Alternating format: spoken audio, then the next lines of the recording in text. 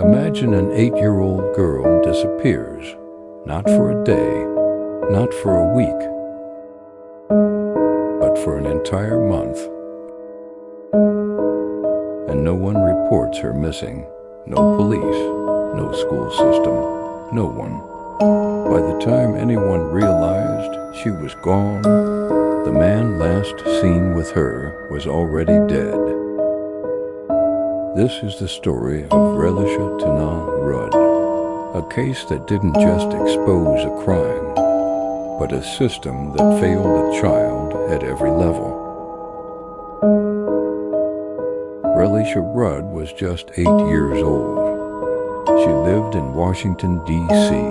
with her mother, Shamika Young, and her siblings, inside a homeless shelter known as D.C. General. Despite the instability, people described her as bright, kind, full of life. But behind the scenes, things weren't as stable as they seemed.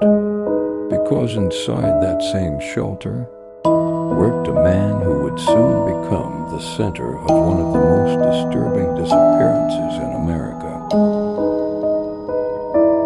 His name was Kahlil Tatum, a 51-year-old janitor, a convicted felon, a man with a troubling history. But inside the shelter, he gained trust. He bought Relisha gifts, took her to events like Disney on Ice, gave her attention, and slowly, he inserted himself into her life until eventually, Relisha's mother allowed him to take her away overnight, a decision that would change everything.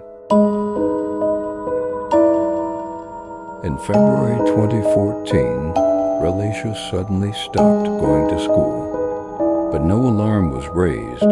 Instead, the school received a note. She was sick, under the care of a doctor. That doctor wasn't real. It was Kahlil Tatum, and somehow no one verified it. Days turned into weeks.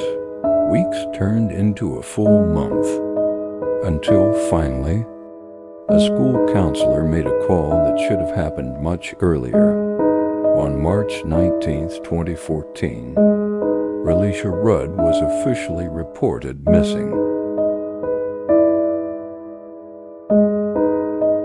Investigators quickly uncovered something chilling: surveillance footage. Relisha walking through a hotel hallway. Beside her, Kahlil Tatum. The footage showed February 26th, Holiday Inn Express, March 1st, Days Inn, Washington, D.C., March 1st, would become the last confirmed sighting of Relisha alive. After that, nothing.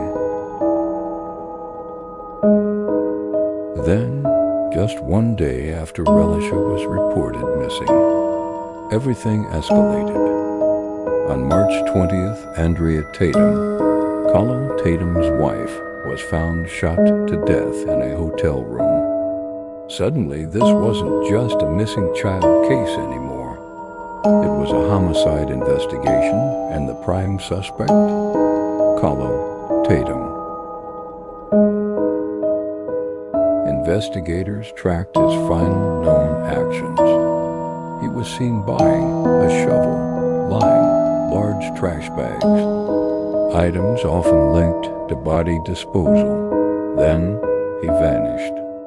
For days, police searched desperately, hoping to find him, hoping he might lead them to Relisha.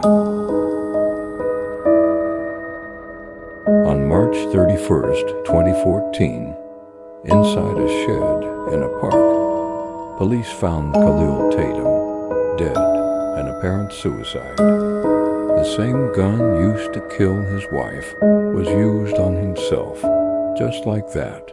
The only person who likely knew what happened was gone forever. With no body and no confession, theories began to form. 1. He killed Relisha. This is what investigators believe. Last person seen with her. Violent behavior. murdered his wife, then took his own life. 2. Trafficking theory. Early suspicions pointed here, but police later said there was no strong evidence. 3. She's still alive. Some family members believe this because her body has never been found, but as time passes, that hope becomes harder to hold on to. But here's the truth that makes this case unforgettable. Relisha didn't just disappear, she was failed. Failed by the school system, the shelter system, the adults meant to protect her. She was gone for 30 days before anyone sounded the alarm. 30 days, and to this day, Relisha Rudd has never been found.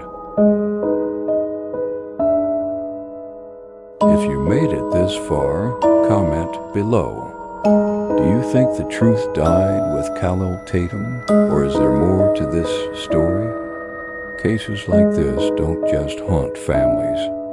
They expose cracks in the system we trust. Share your thoughts below, respectfully and responsibly, and subscribe to Case Unclosed for more real cases with no easy answers, because some cases never really end.